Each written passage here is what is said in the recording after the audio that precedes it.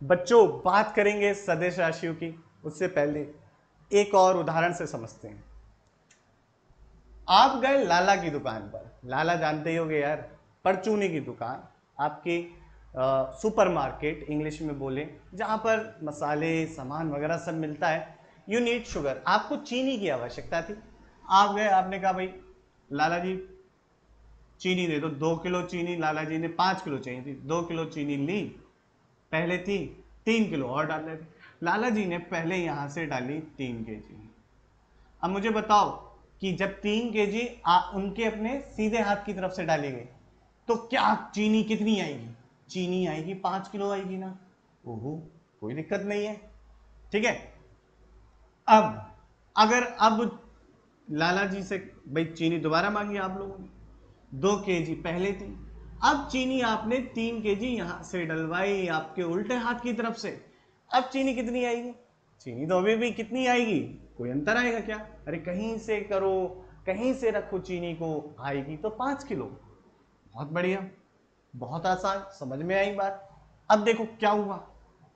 आपका एक दोस्त छत पर है, ये रहा, ये छत पर है।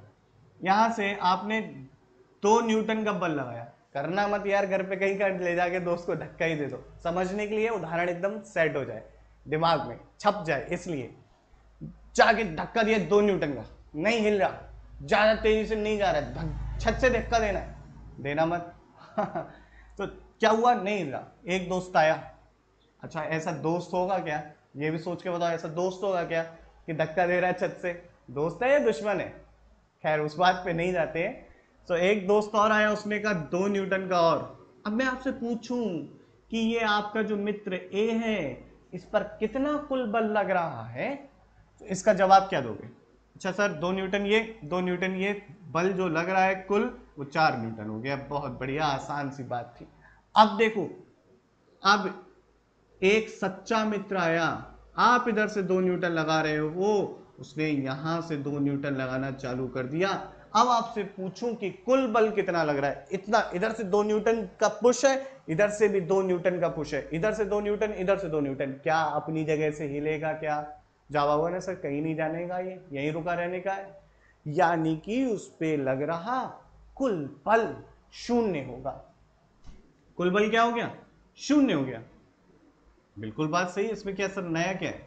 लेकिन आपने एक बात नोट करी क्या, कि यहां पर जब आप ऐड कर रहे हो तो आपने दिशा देखी, लेकिन पहले वाले एग्जाम्पल में दिशा देखने की जरूरत नहीं थी, लेकिन दूसरे वाले एग्जाम्पल में जोड़ते या घटाते समय इस राशि बल की आपने दिशा देखी। तो यानी कि ऐसी राशियां हैं कुछ जिनको जोड़ते या घटाते समय उनकी दिशा देखना आवश्यक है। तो ऐसी राशियां सदिश राशियां कही गई। और सदिश सा दिश, वे राशियां जिन्हें व्यक्त करने के लिए किसकी परिमाण, मैग्नीट्यूड, दिशा, डायरेक्शन, साथ ही साथ वह सदिशों के योगफल के नियम का पालन करें, सदिश राशियां कहलाती है। सदिश राशि का एक उदाहरण तो आप लोगों के सामने है ही बच्चों। वो क्या उदाहरण है? बल है, विस्थापन है, वेग है, त्वरण है, सारे जानेंगे। ठीक है, इसे फटाक से नोट कर लो आप लोग।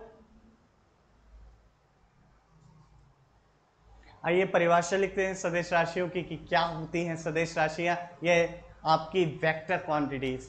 तो देखिए, वे राशियां, वे राशियां जिन्हें व्यक्त करने के लिए, रिप्रेजेंट, व्यक्त करने के लिए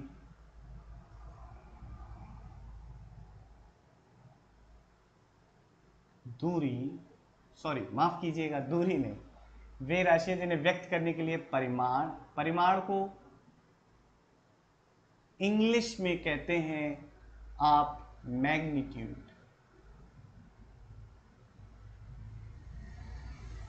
तथा दिशा यानी कि डायरेक्शन,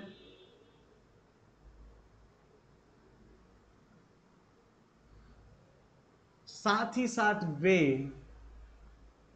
साथ ही साथ ही लगा लो बीच में, रह गया बच्चे, साथ ही साथ वे सदिशों के योगफल के नियम का पालन करें। सदिशों के योगफल के नियम का पालन करें।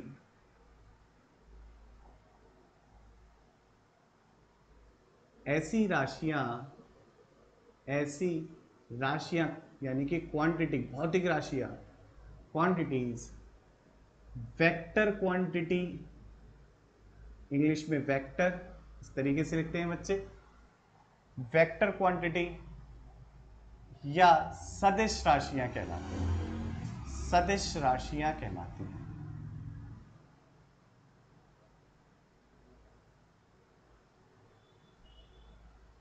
सदिश राशियां कहलाती हैं। क्या क्या उदाहरण है? उदाहरण सबसे पहला आसान उदाहरण है, बहुत आसान है। पहला है बल, दूसरा है विस्थापन। आगे पढ़ेंगे, वैसे 9th क्लास में, कक्षा 9 में पढ़ चुके होंगे विस्थापन। और बताओ मुझे और क्या हो सकता है? और संवेग, ये भी कक्षा 9 में पढ़ चुके हैं आप लोग। संवेग कक्षा 9 में पढ़ चुके हैं। संवेग और क्या हो सकता है, जरा सोचो। संवेग के बाद क्या आता है? आवेग, ये भी पढ़ चुके हो। नहीं पढ़े हो परेशान मत हो ना, सब पढ़ाऊंगा मैं। संवेग, आवेग, त्वरण, वेग, सारी की सारी ये राशियां कैसी राशियां हैं? सदिश राशियां हैं। अब एक बहुत अच्छा सवाल है। सवाल क्या है कि करंट या वैद्युत धारा, क्या आपकी ये एक सदिश राशि है? देखिए कक्षा 10 में पढ़ी होगी वैद्युत धारा, तो कैसे आप देखते हो वैद्युत धारा आपकी जो है, मान लीजिए इसमें कैसे, ऐसे तो दिखा दो 2 एम्पियर की करंट इस तार में बह रही है, तो आप क्या बोलोगे? सर देखो परिमाण है 2 एम्पियर, बहुत सही बात है, दिशा भी है, ये तो सदिश राशि हो गई। समझते हैं कि क्या आपकी करंट, इलेक्ट्रिक करंट सदिश राशि है या नहीं है। उदाहरण से समझो। मान लो बेटा, आपकी ये जो है एक तार है, इस तार में 7 एम्पियर करंट बह रही है। इधर से चली गई 3 एम्पियर और इधर से चली गई 4 एम्पियर। अब आपने क्या करा?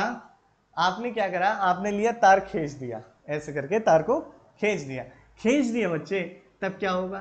तब इधर जारी होगी 3 एम्पियर। क्या अब मान लो ऐसे करके तार ले गए दूसरा वाला, क्या करंट बदल जाएगी क्या?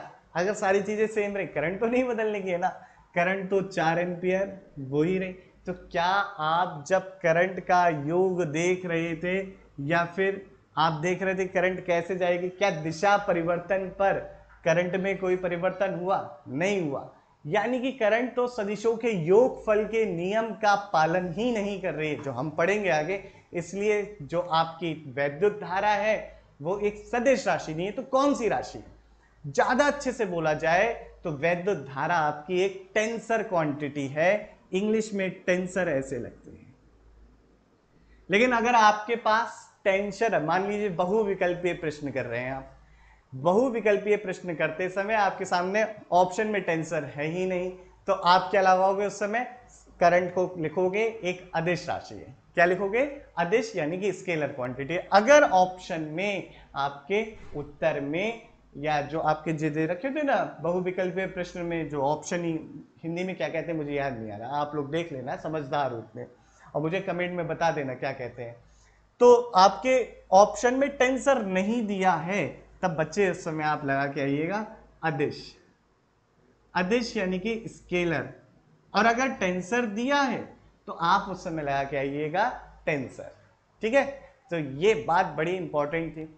तो सदिश राशियों की बात करी हमने, क्या होती हैं सदिश राशियां, समझ में आती है बात। अगर कहीं भी किसी भी प्रकार का संदेह है तो कृपया कमेंट में मुझसे पूछिए। और महत्वपूर्ण काम, जिन्होंने अभी भी नहीं सब्सक्राइब किया है प्लीज सब्सक्राइब करें चैनल को, बेल आइकन को दबाएं और लेटेस्ट वीडियो पाएं जल्द से जल्द।